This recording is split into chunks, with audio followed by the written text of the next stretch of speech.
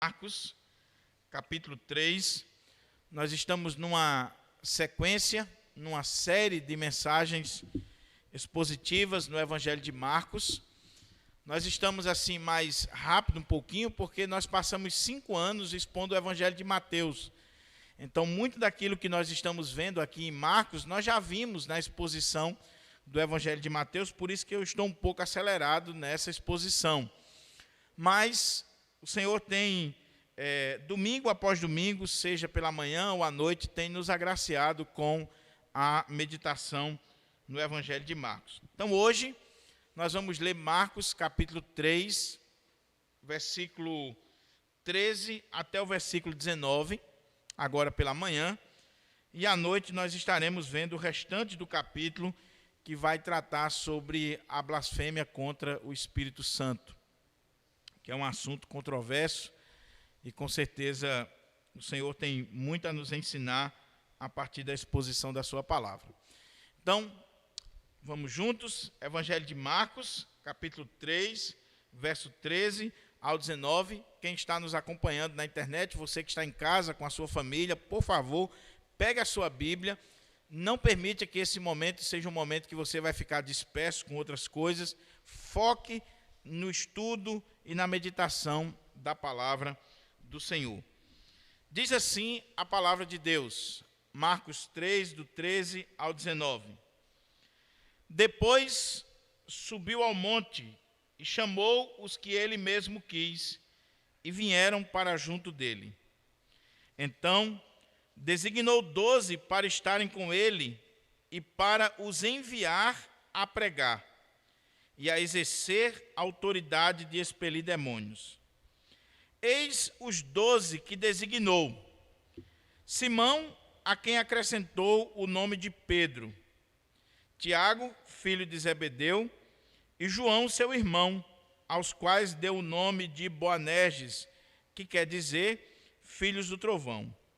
André, Filipe, Bartolomeu, Mateus, Tomé, Tiago, filho de Alfeu, Tadeu, Simão o Zelotes e Judas Iscariotes, que foi quem o traiu.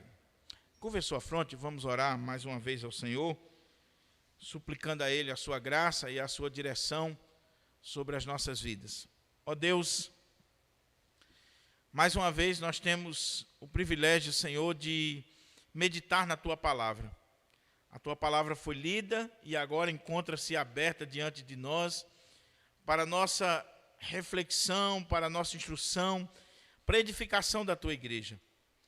E, meu Pai, eu tenho plena consciência de que sou carente da direção do Teu Espírito Santo, da iluminação do Teu Espírito, não só para compreender esse texto, para expor esse texto, mas para aplicar esse texto à minha vida e à vida da igreja, com coragem, com intrepidez, com alegria e com singeleza de coração.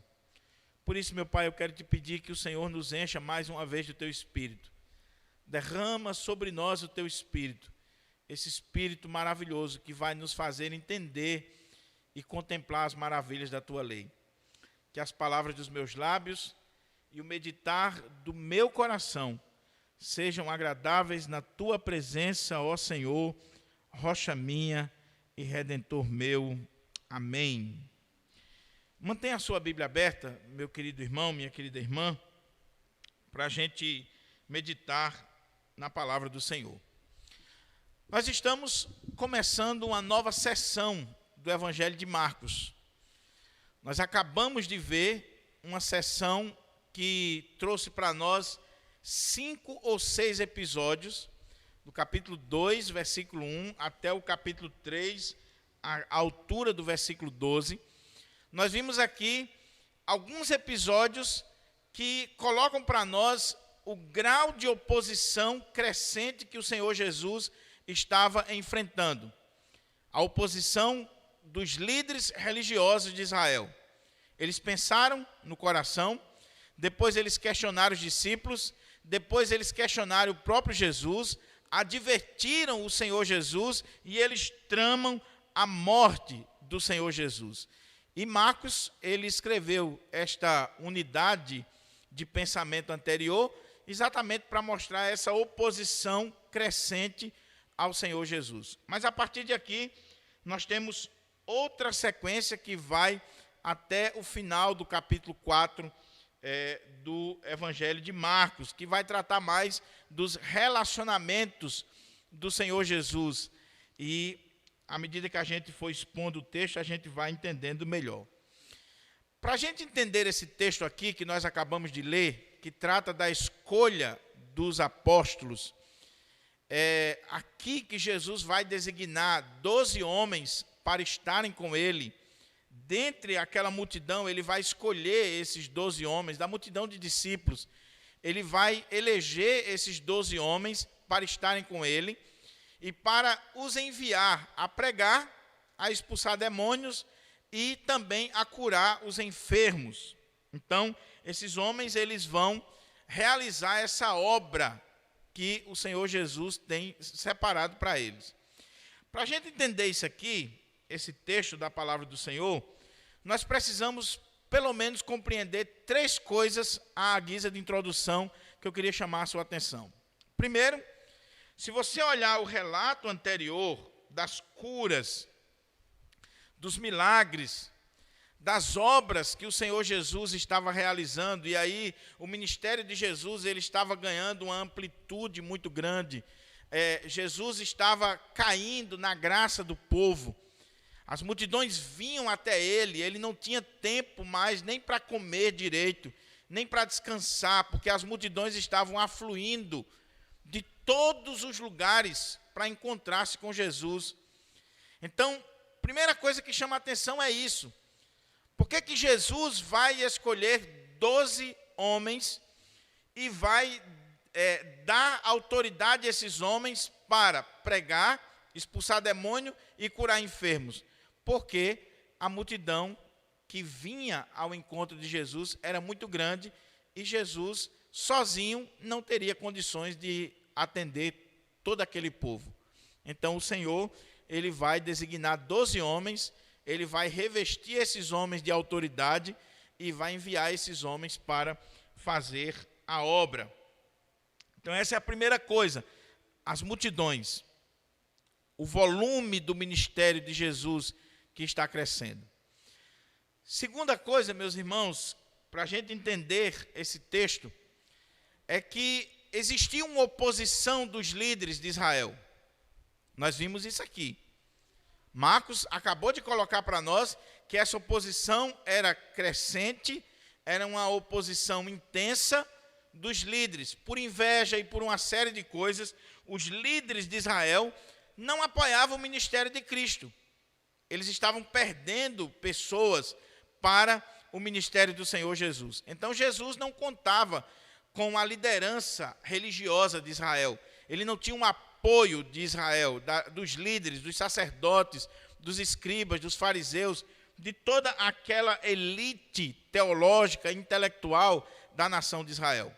Então, Jesus precisa formar um grupo, Jesus precisa organizar um grupo, Jesus precisa do apoio de pessoas que pudessem estar exercendo o ministério junto com ele, já que os líderes de Israel, a nação de Israel, o povo de Israel, o havia rejeitado. Terceiro lugar. Então, primeiro, por que ele está escolhendo 12 homens? Por causa da multidão, que era muito grande, o trabalho era muito grande. Segundo, por causa da falta de apoio da liderança de Israel. E terceiro, porque aqui, meus irmãos, nós vamos ter um dos pontos teológicos, talvez, mais interessantes da nova aliança, do contexto do Novo Testamento. É que Jesus vai formar agora o novo Israel. A igreja é o novo Israel de Deus. Deus só tem um povo. E esse povo não é a nação de Israel enquanto nação geopolítica, não. O povo de Deus, o verdadeiro Israel de Deus, não é a nação judaica, os judeus puro sangue. O povo de Deus é a igreja. O verdadeiro Israel é a igreja. A nação de Israel, o povo judeu, era um símbolo, era uma sombra daquilo que haveria de vir. Então, o verdadeiro Israel de Deus é a igreja. Infelizmente, hoje, existem algumas igrejas aí judaizantes, alguns contextos judaizantes, as pessoas idolatrando o povo judeu, e que o povo judeu é o povo de Deus, e esquecem que esse povo judeu rejeitou a Cristo, e que, biblicamente falando, o verdadeiro Israel, o Israel espiritual, não é a nação israelita, mas a igreja do Senhor Jesus. Que Paulo vai dizer na carta aos Efésios, que é formada de judeus convertidos a Cristo e gentios convertidos a Cristo. E desses dois povos, o Senhor fez um único povo, que é a sua igreja. Então, se você está sendo influenciado aí por estes movimentos messiânicos, judaizantes, que estão surgindo, pipocando no nosso país, tenha muito cuidado. O conselho que eu lhe dou é: leia a carta aos Efésios, leia a carta aos Gálatas, leia a carta aos Hebreus, leia a carta aos Romanos. E se isso aqui não for suficiente, leia a Bíblia toda, para você aprender que a igreja é o verdadeiro Israel de Deus, e não a nação de Israel, os israelitas. Então, por que eu estou dizendo isso? Porque como a igreja é o novo Israel de Deus, e o povo de Israel tinha 12 tribos, 12 patriarcas, o Senhor, nessa nova estrutura, na nova aliança, ele vai ter 12 apóstolos, mostrando que esse novo Israel, ele tem a estrutura do Israel antigo. Então, ele tem 12 apóstolos que são o fundamento do novo Israel, da igreja do Senhor, da noiva do Cordeiro de Deus. Pastor, mas onde é que o senhor fundamenta isso na Bíblia? É só você ler Apocalipse capítulo 21, que vai falar da Nova Jerusalém, que é a igreja do Senhor Jesus, e que as suas portas, os seus fundamentos e a sua liderança são 12. E lá está escrito que são os 12 apóstolos. Então, com isso em mente, meus irmãos, nós começamos a entender por que Jesus chamou 12. E eu sei o que está passando na sua cabeça aí. E Paulo? Então, foge à regra.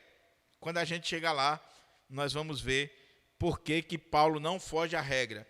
Por que o Senhor escolheu 12 e depois o apóstolo Paulo? Não houve erro na escolha de Matias. Por favor, não diga que houve erro, porque o Espírito Santo não erra. Tá certo? Então, vamos lendo o texto, e à medida que a gente for lendo o texto, a gente vai expondo e aplicando o texto para a nossa vida. Eu vou ajeitar aqui o relógio, porque senão eu perco o casamento, né? Se eu me empolgar, domingo passado eu preguei 1h27 no culto. Então, não se preocupe que eu não vou fazer isso hoje, não. Domingo passado é porque era necessário mesmo expor aquele texto da ceia. Então, vou deixar o relógio aqui para poder me basear direitinho. Olha como é que diz o texto. Versículo 13. Depois subiu ao monte e chamou os que ele mesmo quis, e vieram para junto dele. Esse depois aqui, eu já expliquei para os irmãos que não necessariamente ele segue uma ordem cronológica dos eventos. Então, não necessariamente o que aconteceu aqui na escolha dos apóstolos é algo que vem na sequência da história anterior. Os relatos dos evangelhos, eles são relatos teológicos e não cronológicos. Então, são histórias reais, tudo isso aqui aconteceu, mas não necessariamente na ordem em que está escrito. Pode ser que na sequência aqui dos eventos seja esse mesmo, mas eu só estou ressaltando para os irmãos que nem sempre esse depois ou então significa dizer que a história que você vai ler agora ela segue naturalmente a história anterior. Ela tem uma linha de pensamento, uma linha teológica, mas não necessariamente é cronologicamente arrumada. Então diz o texto aqui que Jesus ele subiu ao monte e chamou os que ele mesmo quis e vieram para junto dele. Primeira coisa que chama a atenção aqui é que Jesus vai escolher a liderança da igreja e para escolher a liderança da igreja, ele sobe um monte. A grande maioria dos comentaristas, dos exegetas, principalmente de linha reformada, vão chamar a atenção para isso aqui. Por que isso aqui é importante? Monte, na Bíblia, e principalmente nos evangelhos, em especial no evangelho de Marcos, tem a ver com revelação especial. Porque foi no monte que Deus se revelou de uma forma toda especial a Moisés, dando-lhe a lei, o decálogo, os 10 mandamentos para o povo de Deus. Deus se revelou no monte para Moisés. Jesus, toda vez que ele vai trazer algo de muito especial para os seus apóstolos, para os seus discípulos, para a igreja, ele sobe um monte. Por quê? Porque Jesus é o Moisés.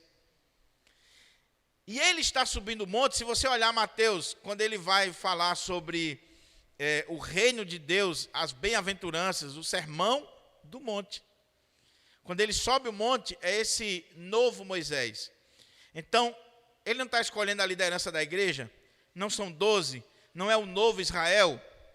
Onde é que o Israel antigo foi constituído? Quando Deus, no monte, falou com Moisés e lhe deu as leis de fundação para o povo.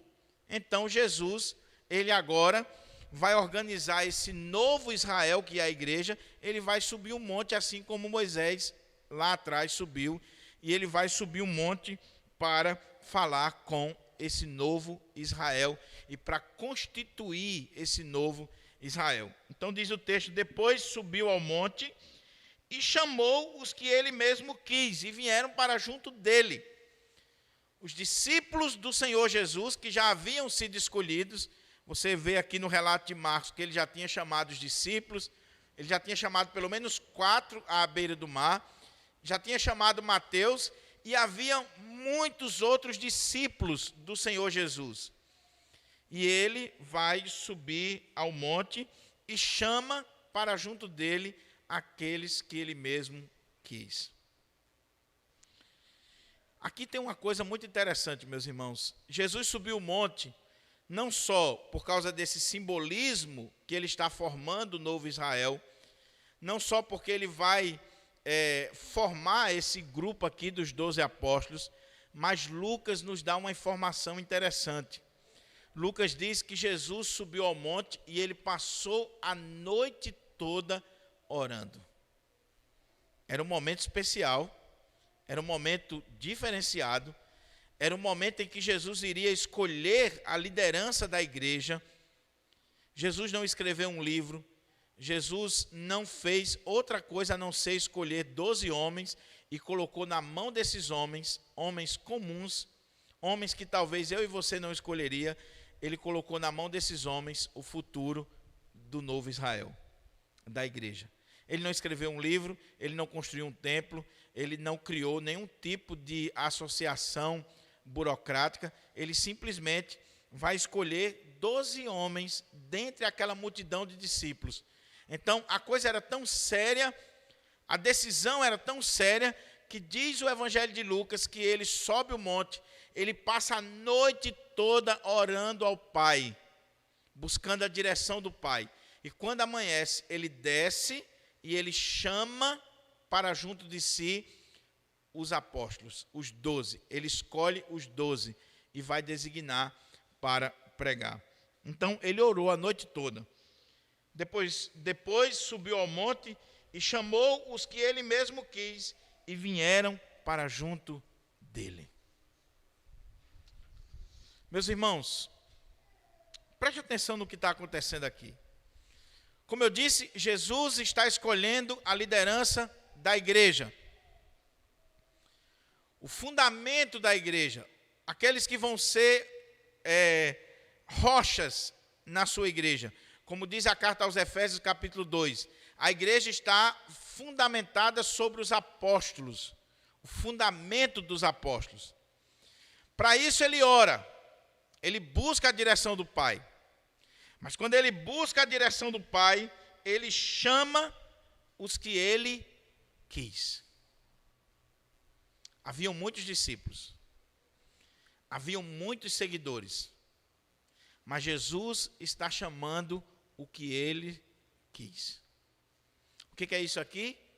Soberania do dono da igreja. A obra é dele, a igreja é dele. Ele é quem decide quem são os líderes da sua igreja. Você já parou para pensar sobre isso aqui? Nós vamos ver daqui a pouco as implicações disso aqui numa eleição de uma igreja local. Ele chamou os que ele quis. Nós já aprendemos aqui, quando a gente viu o chamado dos primeiros discípulos, que isso aqui contraria o costume da época. Qual era o costume da época? O aluno, ainda hoje é assim, o aluno é quem escolhe o mestre ou a universidade. Então, na época em Israel, não eram os mestres, os rabis que escolhiam os seus alunos. Não, eles eram escolhidos. Os alunos diziam: eu quero aprender aos pés de Gamaliel, eu quero aprender aos pés de Hilel, de Shammai, desse, daquele outro. Com Jesus não são os discípulos que o escolhem, é ele que escolhe os discípulos. E dentre esses que ele escolheu, ele vai designar aqueles que ele quis para serem os apóstolos, a liderança da igreja. É soberania dele, é decisão dele, é prerrogativa dele. Por quê? Porque a obra é dele, porque a igreja é dele. Agora, ele não tomou uma decisão precipitada. Ele tomou uma decisão após uma noite inteira de oração. Jesus, o Filho de Deus, quando vai escolher a liderança da sua igreja, vai nomear a liderança da sua igreja, ele orou uma noite inteira. E após isso, ele escolheu os que ele mesmo quis. Soberania. Ele está dizendo: a igreja é minha, a obra é minha, eu vou escolher quem eu quero. E ele orou e fez a lista.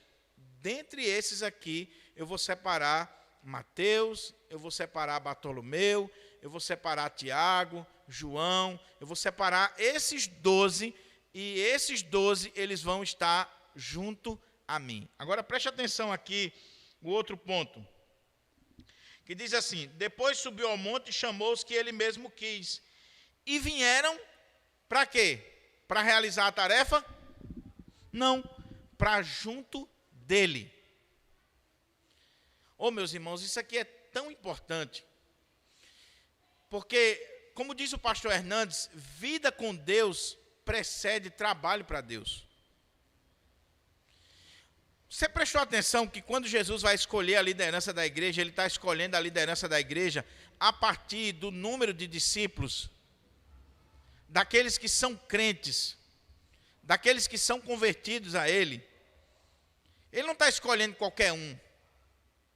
Ele está escolhendo dentre os discípulos, ele está escolhendo dentre aqueles que são crentes, que são convertidos, e ele está escolhendo pessoas para estarem junto dele, mais próximo dele. O chamado à liderança da igreja, em primeiro lugar, não é um chamado ao serviço, mas o chamado à liderança da igreja, em primeiro lugar, é um chamado para estar com o Senhor, mais próximo do Senhor, para estar junto dele.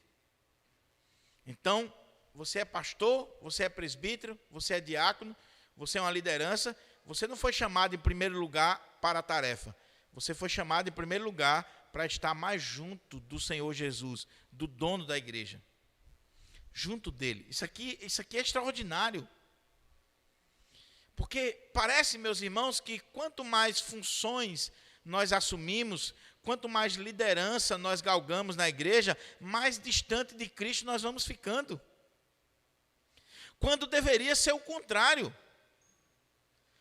Ele não me chamou para ser pastor para eu ficar distante dele.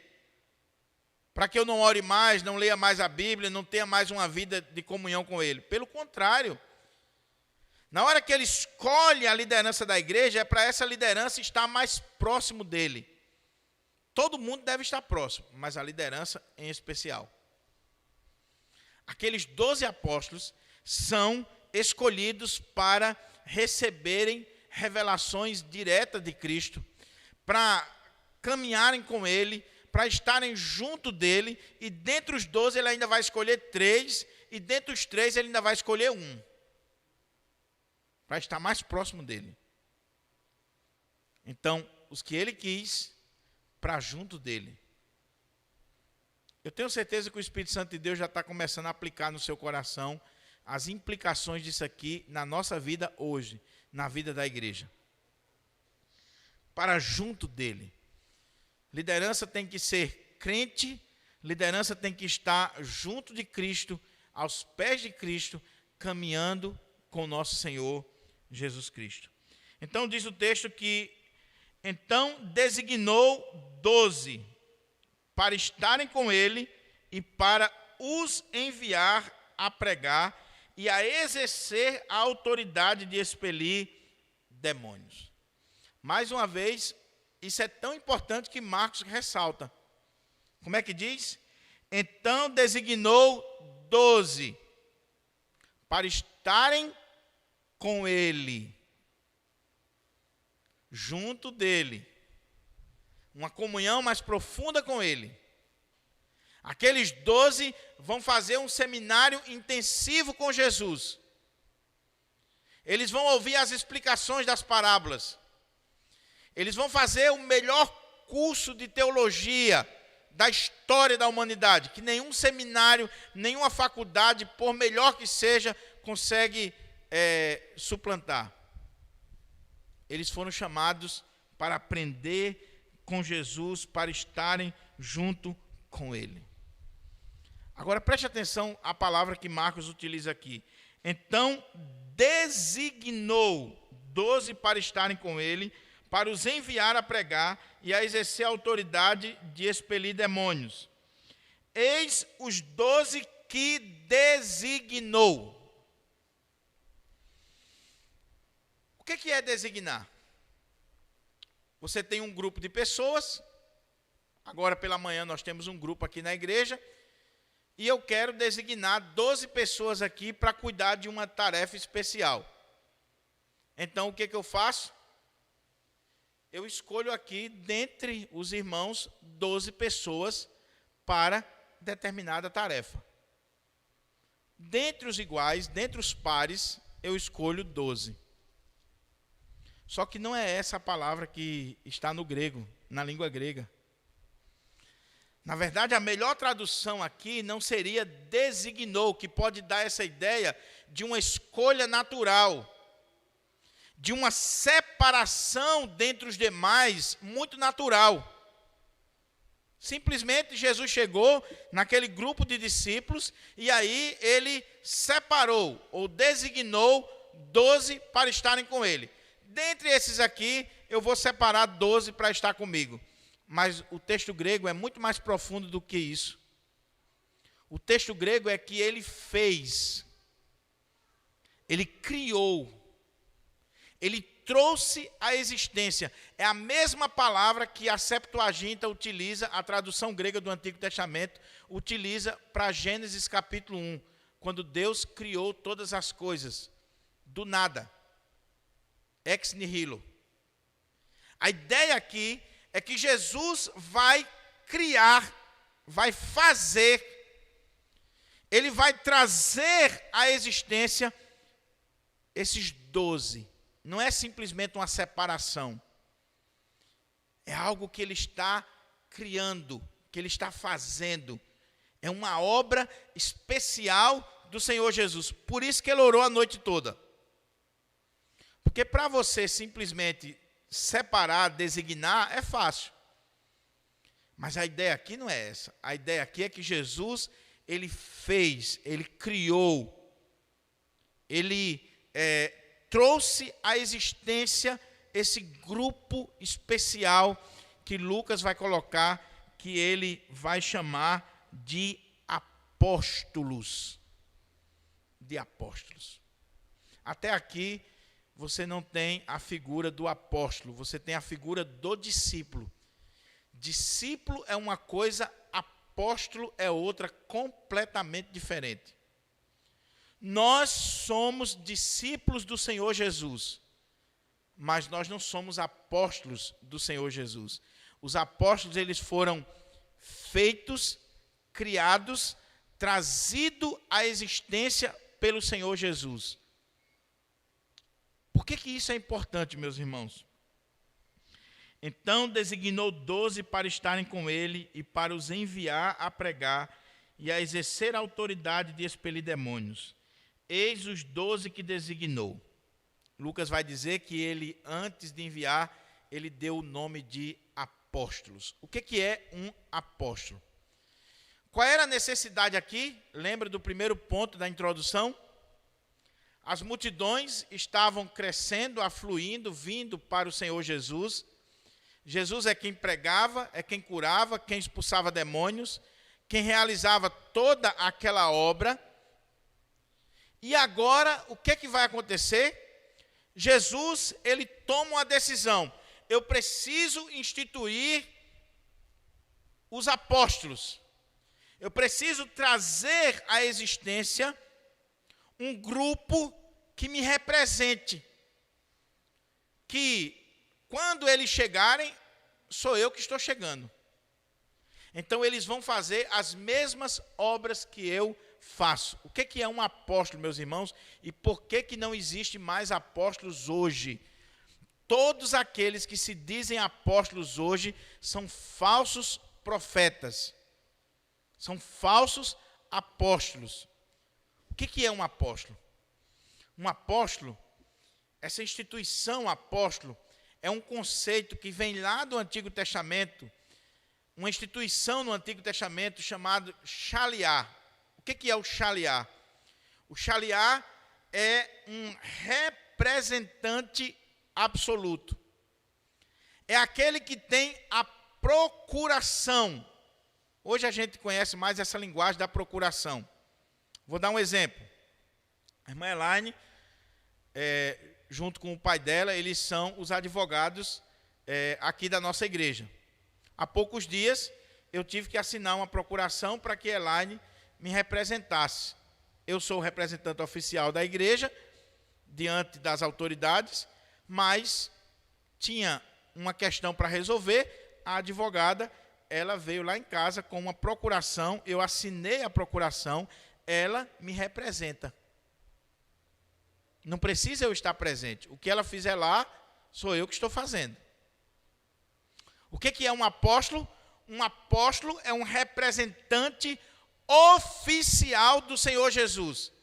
É aquele que tem a procuração para usar o nome de Cristo, para representar Cristo. Quando ele chega, é Cristo que está chegando. Detalhe, irmãos. Os apóstolos, eles não se autonomeavam. Você viu aqui que Jesus foi quem orou e escolheu os que ele mesmo quis. Dentre a multidão, ele escolheu 12. Então, primeira coisa, para ser um apóstolo tem que ter sido escolhido por Jesus. E quando a gente olha o Novo Testamento, por exemplo, quando a gente vê o apóstolo Paulo falando sobre o seu apostolado, e ele é um apóstolo como que fora de tempo, ele não fez parte do grupo dos 12, Paulo vai dizer que uma das marcas do verdadeiro apóstolo é que ele precisa ter visto o Senhor e sido comissionado pessoalmente por Jesus. Por que Paulo é um apóstolo mesmo fora do tempo? Porque Jesus apareceu pessoalmente a ele e o convocou para ser um apóstolo aos gentios. Não foi Paulo que se autonomeou. Jesus, em pessoa, apareceu a ele e chamou ele para ser apóstolo. E Paulo vai defender isso na carta aos Gálatas, na carta aos Coríntios e por aí vai. Quando a igreja do Senhor Jesus perdeu Judas, que traiu e que morreu por causa dessa traição, quando a igreja do Senhor Jesus ela está para ser inaugurada pelo Espírito Santo, a igreja vai ser formada ali naquele ambiente do derramar do Espírito Santo. Os irmãos se reúnem e eles oram e eles falam com o Senhor Jesus, eles clamam ao Senhor Jesus, e aí Pedro se levanta e ele diz assim: meus irmãos, convinha que se cumprisse a Escritura a respeito de Judas, que foi o guia daqueles que traíram o Senhor. E ele se perdeu. Agora, convém que nós escolhamos dentre nós alguém que venha a ocupar essa vaga. Agora, qual é a regra que ele diz lá? Alguém que tenha estado conosco desde o primeiro dia, que tenha andado com Jesus, que tenha escutado Jesus, que tenha tido um encontro com o Senhor Jesus. E agora, eles vão escolher Matias. Eles vão lançar sorte, porque Jesus não estava em pessoa ali, fisicamente. Eles oraram, e qual é a oração deles? Senhor, mostra-nos qual destes aqui é o homem que o Senhor escolheu para ocupar essa vaga que Judas deixou de lado. Aí a sorte caiu sobre Matias, ele foi contado entre os 12. Após o Pentecostes, que é a inauguração da igreja no contexto da nova aliança, à medida que os apóstolos vão morrendo, você não vê mais eleição de apóstolo. Me mostre na Bíblia. Você vê? Você não vê mais. Na história da igreja, você não vê mais.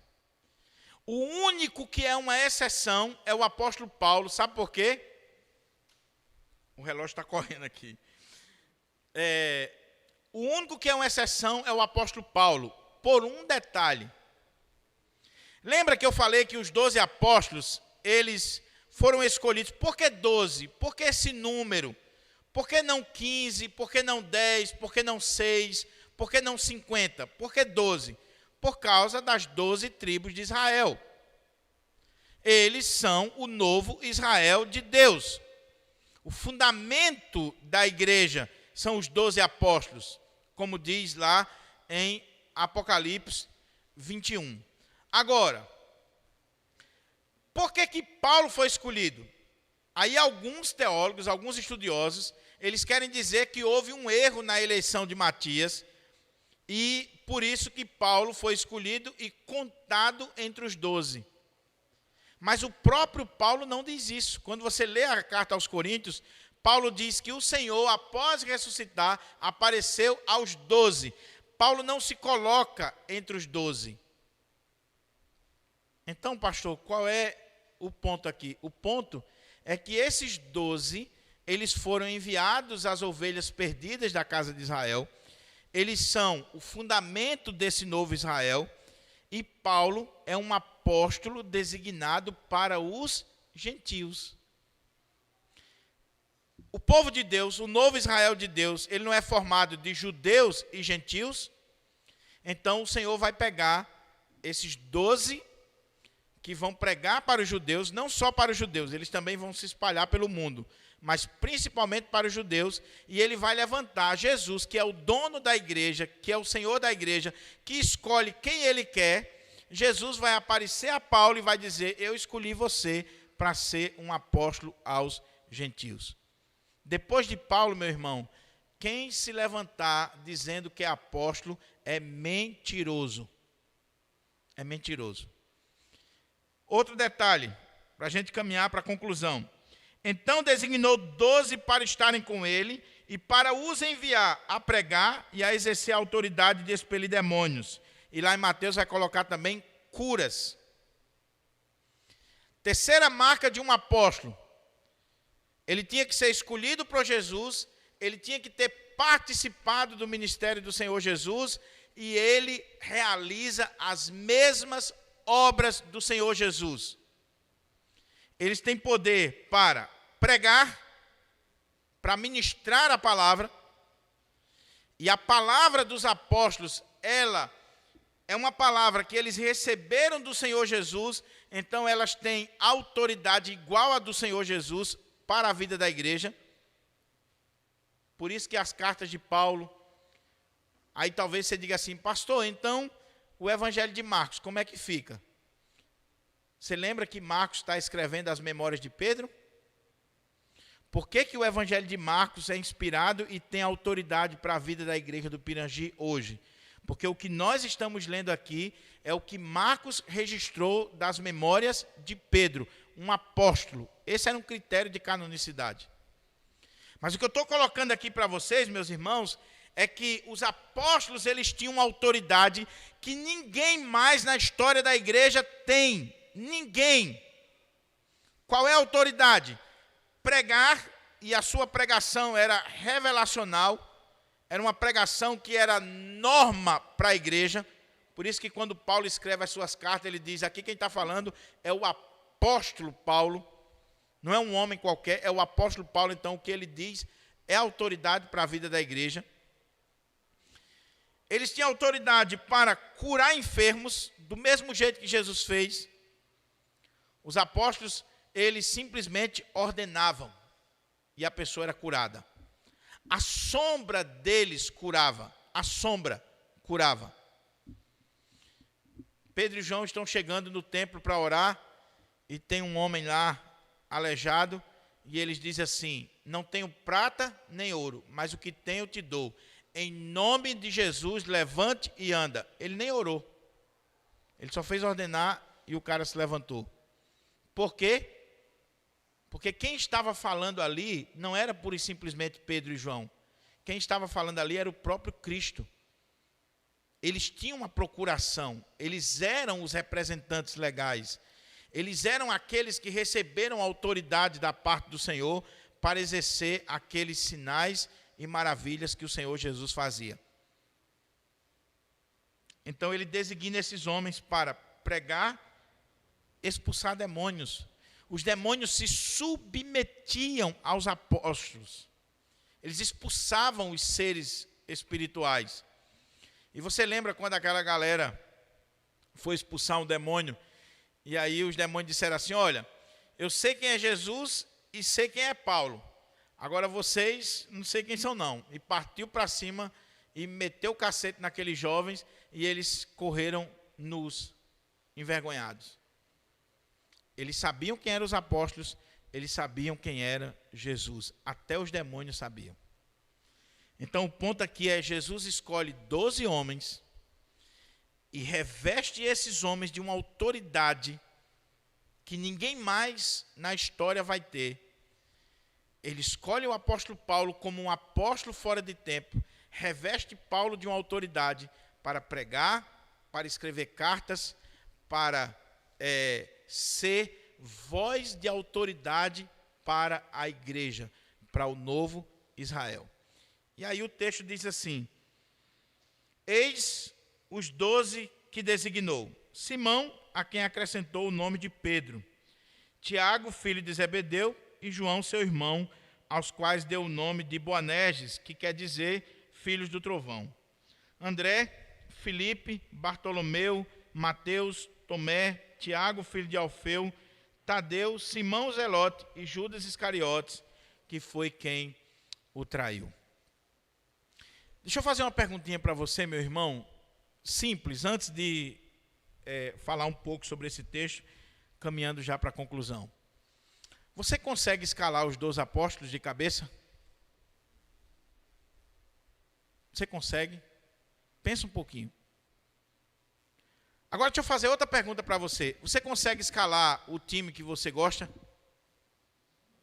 Você consegue escalar?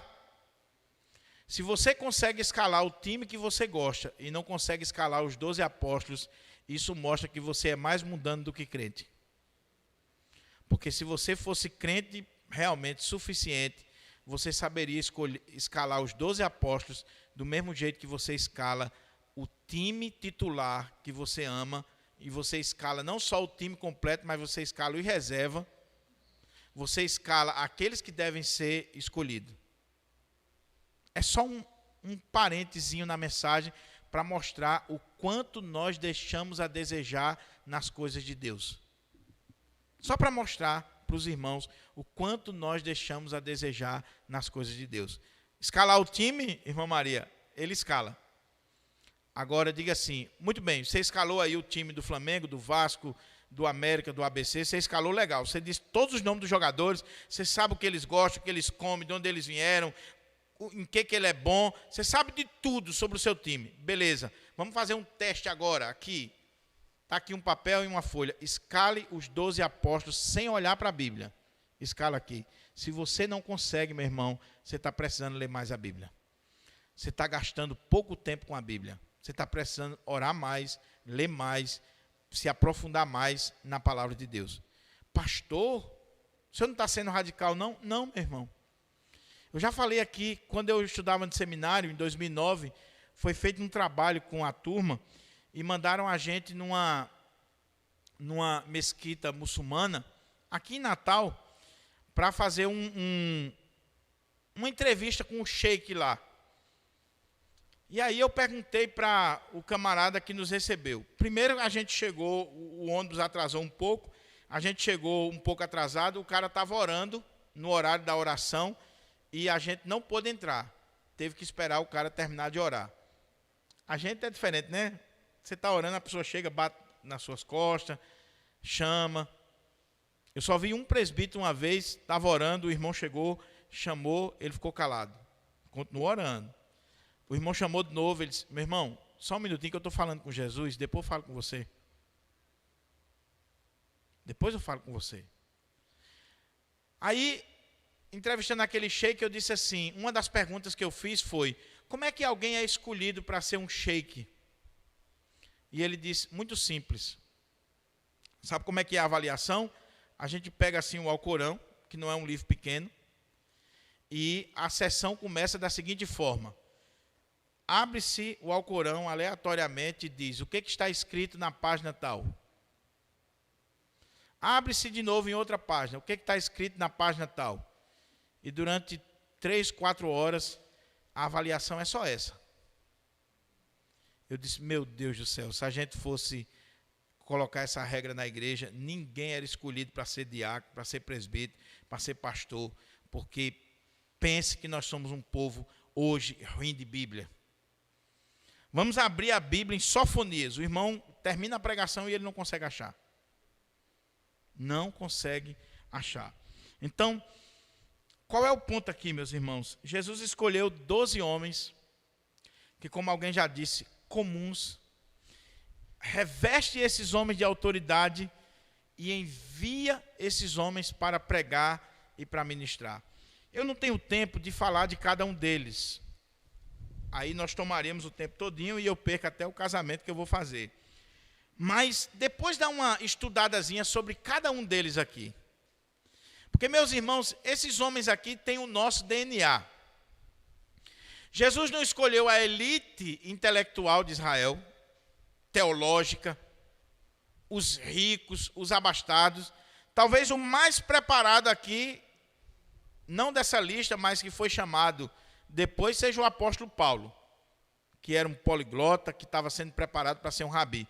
O restante aqui, meu irmão, pescadores, gente simples, gente que eu e você jamais escolheríamos para serem os líderes da igreja. Jamais escolheríamos. Alguém já disse que um gerente jamais escolheria esses 12 homens para assumir a liderança de uma empresa. Jamais. Basta você olhar, Pedro, vacilão, Tomé, incrédulo.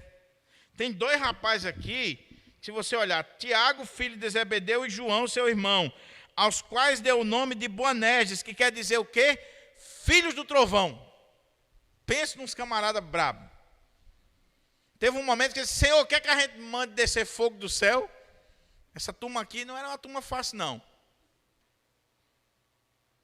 Mas foram esses 12 homens, simples, comuns, como eu e você, que o Senhor escolheu, chamou e os fez, os designou para estarem com Ele, para os enviar a pregar, para expulsar demônios, para curar enfermos e para serem o fundamento da igreja. A igreja está fundamentada nos apóstolos, ou na doutrina dos apóstolos.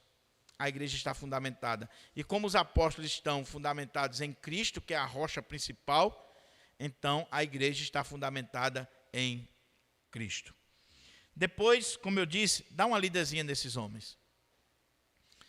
Estude a personalidade desses homens. Tem pelo menos 2 ou 3 livros em português muito bons sobre os 12 apóstolos. Tem um livro que, se eu não estou enganado, é de Arames de Barros, o nome do autor.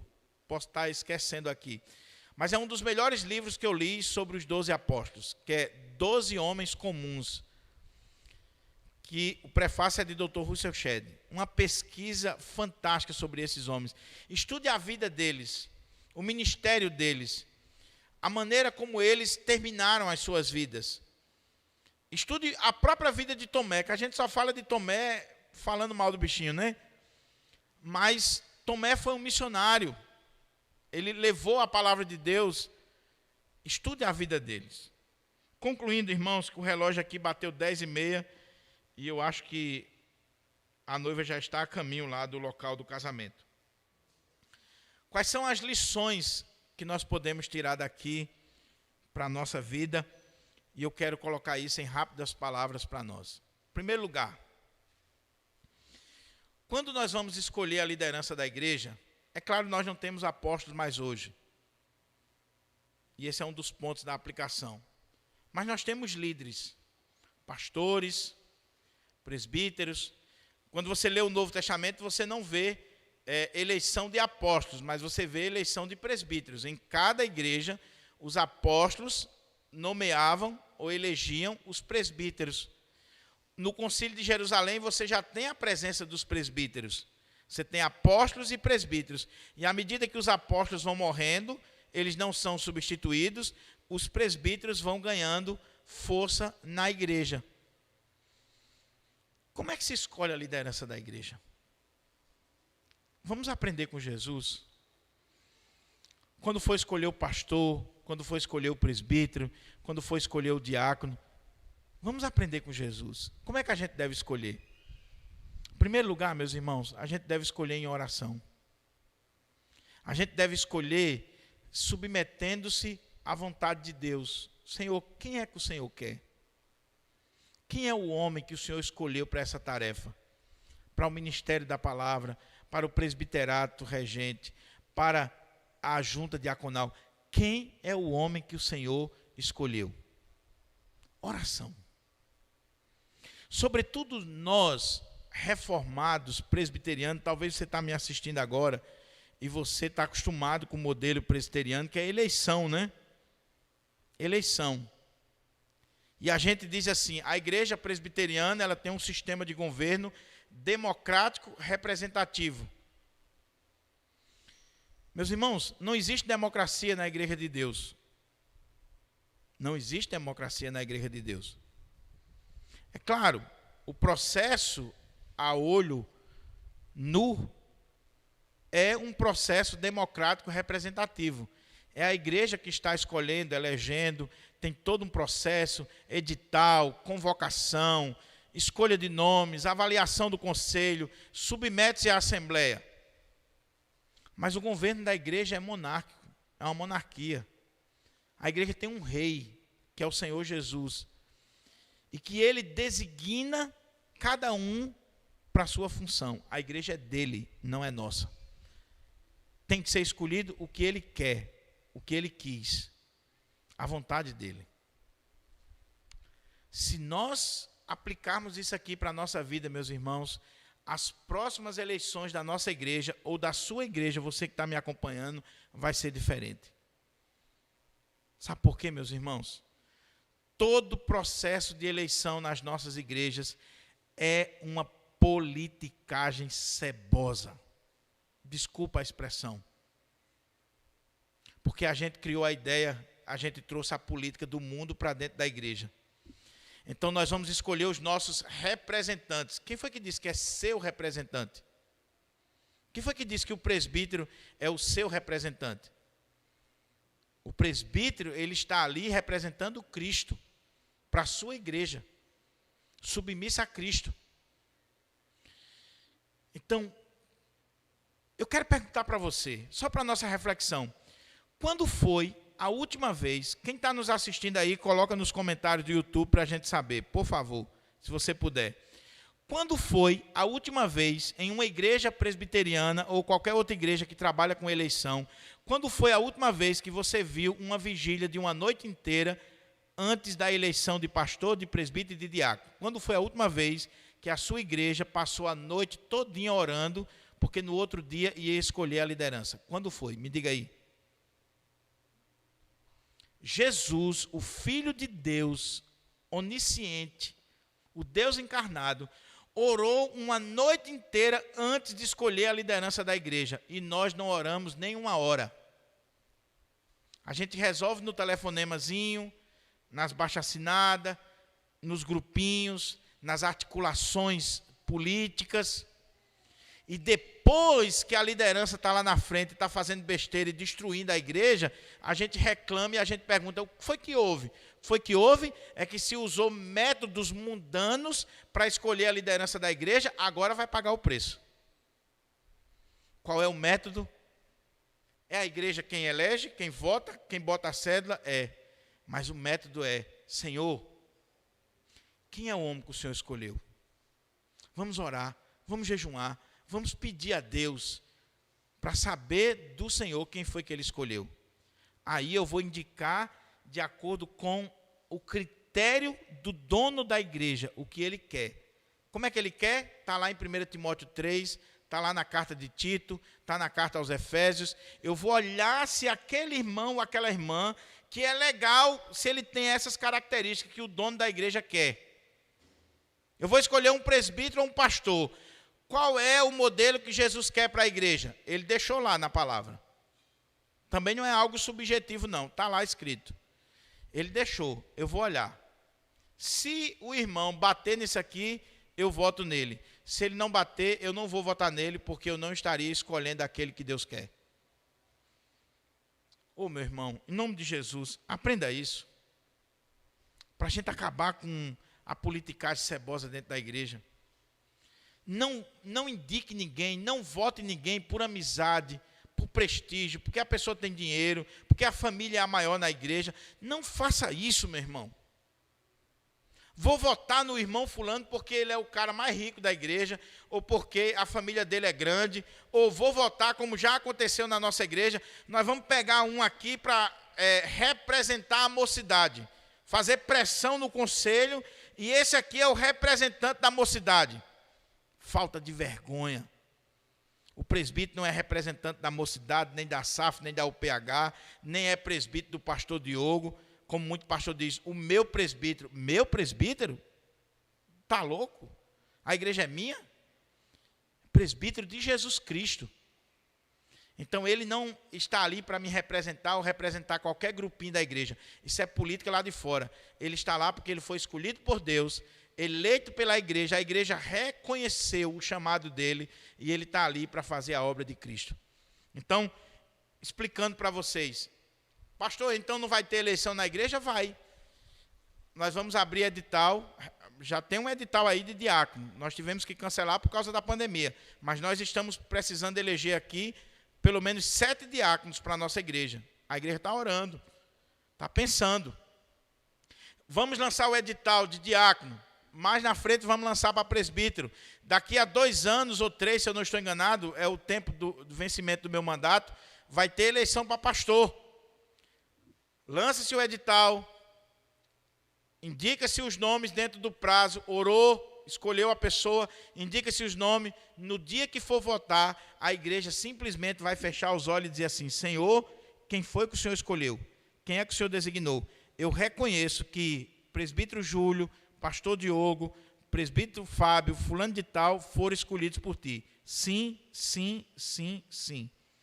Senhor, eu não vejo que o irmão fulano, ele tem as características que foi escolhido por ti. Não, não e não. O voto é seu, mas a decisão foi de Cristo. Você simplesmente está ali cumprindo a vontade dele. A outra coisa, não existe sucessão apostólica. Esqueça isso. Não existe sucessão apostólica. A Igreja Católica Apostólica Romana defende isso. Que os papas são os sucessores de Pedro, dos apóstolos. Os bispos são os sucessores dos apóstolos. Não existe isso. Após a morte do último apóstolo, que foi João, não tem sucessão apostólica. Pastor, então como é que a igreja é apostólica? Porque a igreja tem que ser apostólica. Não por causa de uma sucessão de homens, mas porque ela está fundamentada na doutrina dos apóstolos. Então, eu não preciso de um apóstolo aqui hoje de manhã. Os apóstolos morreram e estão com Cristo. Mas eu posso ter um apóstolo aqui e estar fundamentado na doutrina dos apóstolos. Como? Eu abro aqui nas cartas de Paulo, eu tenho Paulo falando para a igreja. Eu abro aqui nas cartas de Pedro, eu tenho Pedro falando para a igreja. Eu abro no Evangelho de Mateus, eu tenho um apóstolo falando para a igreja, em nome de Jesus.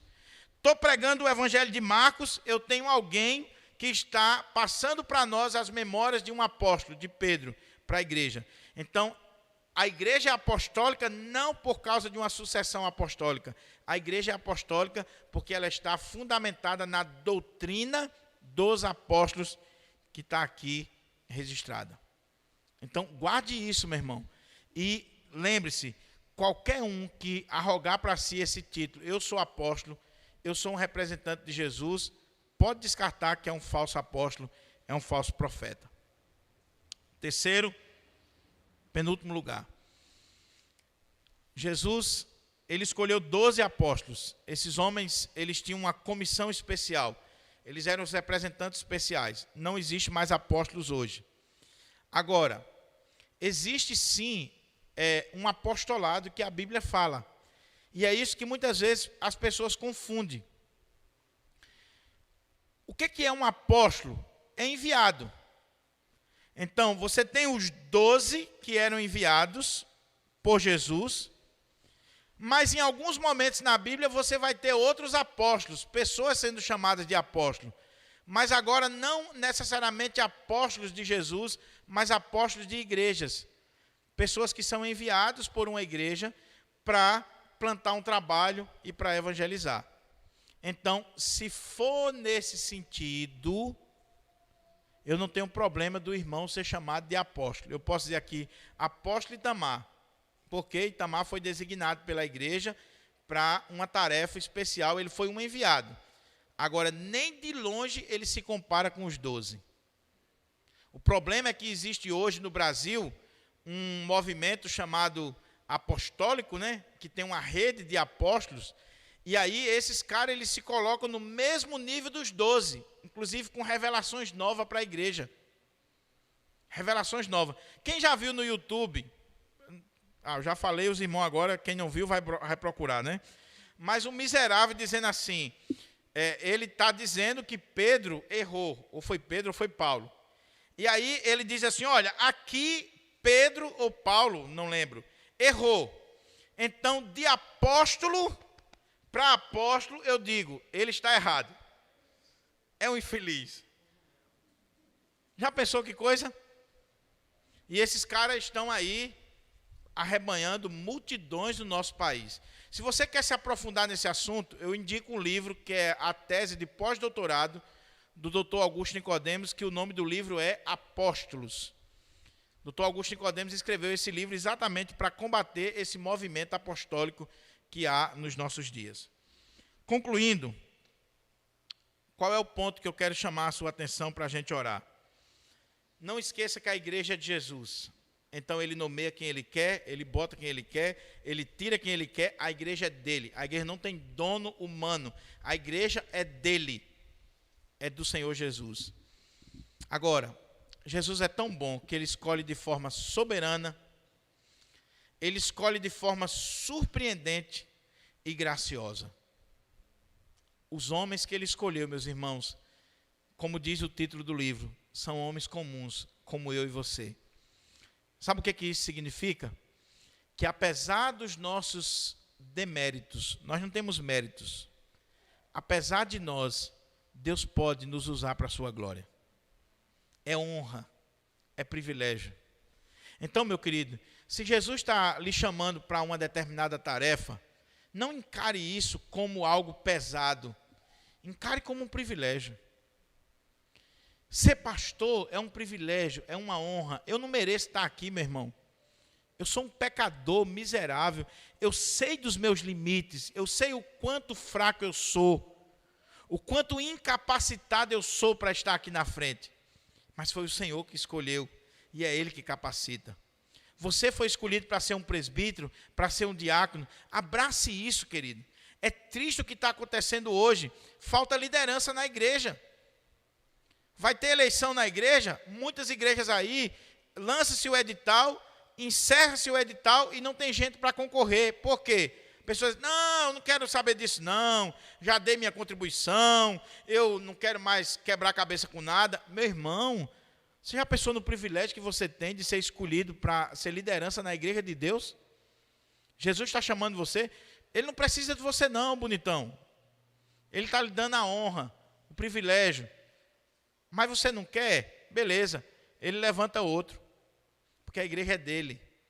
Agora, Ele queria lhe honrar, Ele queria lhe abençoar, lhe dar a graça de você estar à frente da noiva dele, cuidar da noiva dele. Mas você não quer? A gente, é aquilo, né, meu irmão? Se o gerente da sua empresa chamar você para lhe promover, você vai feliz da vida. Se qualquer presidente do mundo chamasse você para ser embaixador, você iria. Já pensou a rainha da Inglaterra ligasse para você querendo que você fosse para lá, trabalhar no palácio? Você rejeitaria? Com certeza não. Mas o Rei dos Reis, o Senhor dos Senhores está dizendo assim, meu filho, minha filha, eu tenho uma tarefa para você no meu reino. Eu tenho uma tarefa para você realizar na minha obra, na minha casa. Não quero não. E alguns já dizem assim, quando eu me aposentar, quando eu ficar velho, quando eu não tiver mais o que fazer, aí eu vou me dedicar às coisas de Deus. Você está achando que Deus precisa de bagaça, de resto? Tu quer dar bagaço para Deus, quer dar miséria para Deus? Consagre-se agora ao Senhor Jesus. Então, veja como privilégio. É privilégio porque você é igual aos apóstolos, fraco, cheio de defeitos, assim como Pedro, como Tomé, como os outros. Mas o Senhor diz, eu escolhi você. E de vez em quando, meu irmão, quando você viu o Senhor levantar alguém na igreja, aí você diz assim, está vendo aí, ó? Aqui não acontece não. Com certeza na igreja que você faz parte aí, que está me assistindo, não acontece não. Está vendo aí, ó? Olha quem foi eleito presbítero. Olha quem é diácono. Olha quem o pastor dá oportunidade para pregar. Olha quem é que o povo gosta. Fulano. Eu sou melhor, eu sou mais capacitado. Dá licença, meu irmão, Jesus quis abençoar o pobrezinho, e não você que é bacana. A igreja é dele, meu querido, não é sua não. Então, resuma-se a sua insignificância. Ele usa quem ele quer, do jeito que ele quer, para a glória dele. E de vez em quando, o papai do céu pega o menorzinho e diz assim, vou abençoar a Chica aqui. Vou levantar Mané e vou abençoar ele, vou fazer dele um conferencista mundial. E o bacanão que nasceu em berço de ouro, vou deixar ele no banquinho para ele aprender a calçar a sandália da humildade. A igreja é dele, ele faz do jeito que ele quer, é obra dele. Vamos ficar de pé para a gente orar?